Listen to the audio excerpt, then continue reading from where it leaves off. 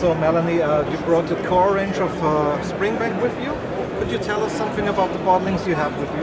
Yep, so this is the Hazelburn 10-year-old, and this just came out about 2 years ago, and as you can see it's 10 years old and it's been matured in only bourbon casks.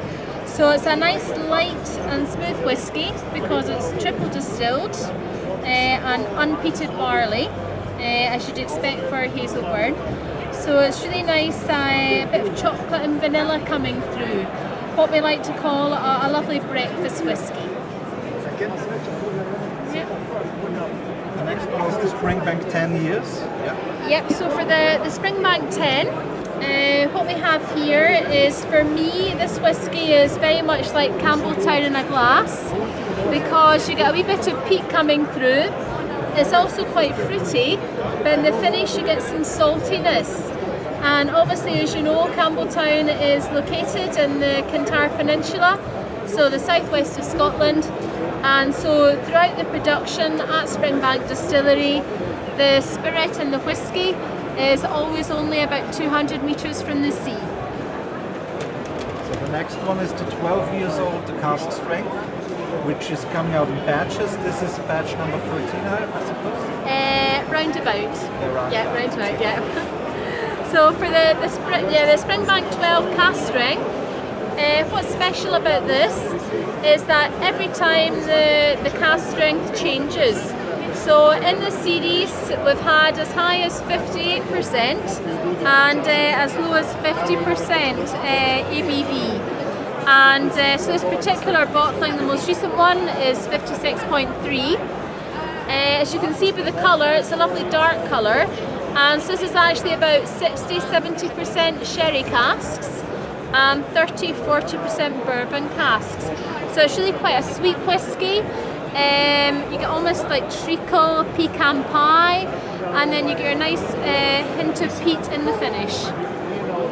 So the 15-year-old, what's special about this one apart from the age? Yeah. So the 15-year-old, as you can see, is a gorgeous colour. And so again, no surprise to hear, this is actually matured in 100% sherry casks. And all our colour is natural. So a few years ago, this product was coming out quite pale.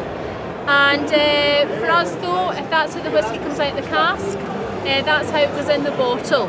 And so there is definitely a slight batch variation. But for the flavour for this one, for me, it's very much like liquid Christmas cake with some peat coming through in the finish. So we move on to the 18-year-old. Yeah.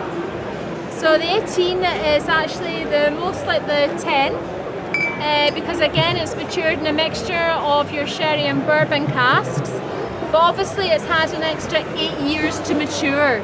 So it's far smoother, richer and more complex for this whiskey here. It's still got a hint of peat, but it's more like licorice, chocolate, strawberries and coconut.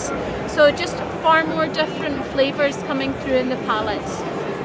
And now for something completely different. So the long row, this is the only whiskey we have that doesn't have an age on it. But I can tell you the youngest whiskey in here is 7 years old and the oldest whiskey is 14.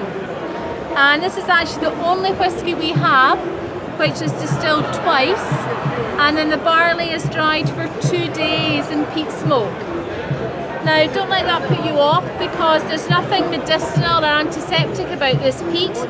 It's actually far softer. It's a bit like burning the leaves in autumn in the garden.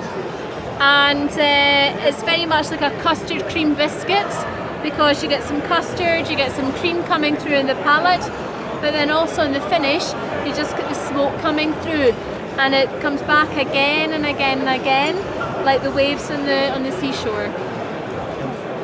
Just out of interest, why did you switch from the CV to this one?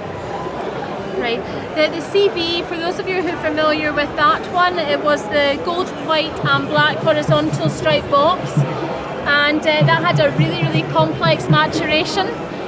So that was actually matured in bourbon, sherry, port, Madeira and rum casks. which we would have loved to have continued, but unfortunately we couldn't. So we replaced it with the long row, which is only matured in your sherry and your bourbon casks. So, you know, there is a definite difference between the two products. Nevertheless, very fine, isn't it? It's got its place. Yep, it's a very good for somebody who's wanting to try a peated whiskey and they're not too sure. This is a good one to start. So thank you, Melanie. No, thank you. Thanks.